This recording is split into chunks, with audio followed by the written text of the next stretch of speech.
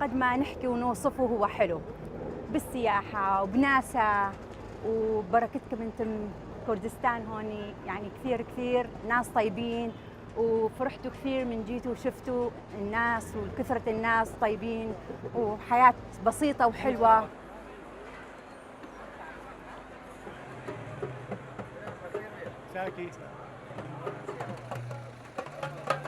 حبيت أجي الأربيل حتى أشوف الآثار القديمة، صار لنا أيام وسنين ما شايفيها. وبعدين أيامكم سعيدة وكل عام أنتم بخير، وإن شاء الله تكونون موفقين وتكونون قدوة للشعب العراقي.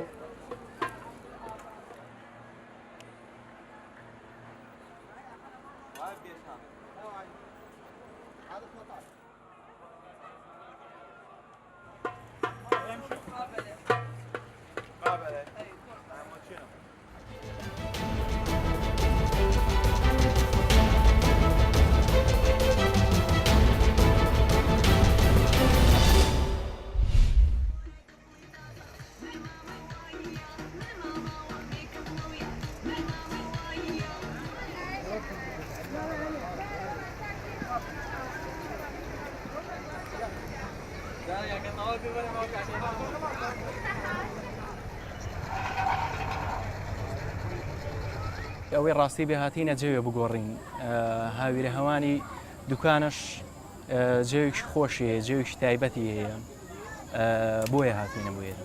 گەشتیارەکانش دێن بۆ ئێرە چونکن شوێنی تایبەتی عایلیە، ئەبێ شتێکی وا بکەن کە عایلەش بێزار نەکەن، بە تایبەتی گەنجەکانش.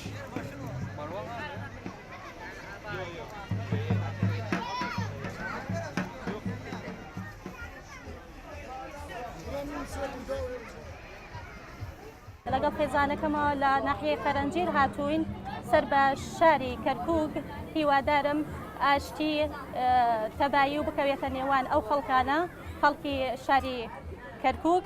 ئەمڕۆوە ئێمە خەریکین نانی نیوەڕۆ ئامادەکەین. خۆم و هاوسەری خۆشەویستم خەریکی ئامادەکردنی کەبابین، بەڵام ئەم سایرانگایە هیوادارم لە هەموو خەڵکێک خەریکی پاک و خاوێنی ئەم سەیرەنگایە بن بە تایبەتی، چۆن خەریکی خاوێنی ماڵی خۆیان دەکەن.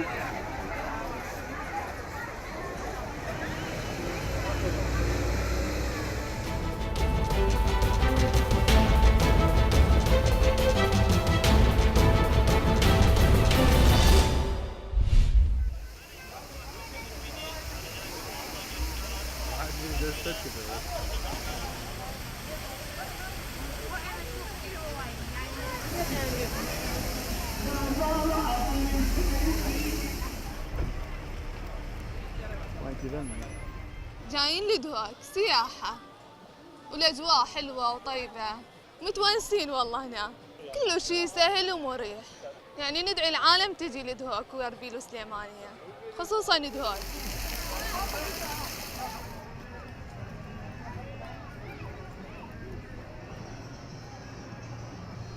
أنا بنتي متزوجة ببغداد والأخ متزوجة بالسليمانية، وإحنا ساكنين بالموصل، وهسه التقينا كلنا بدهوك. جينا على ذوق لأن أول شيء شعب ذوق شعب مثقف، يحبون السعادة ويحبون معايشة كل المحافظات.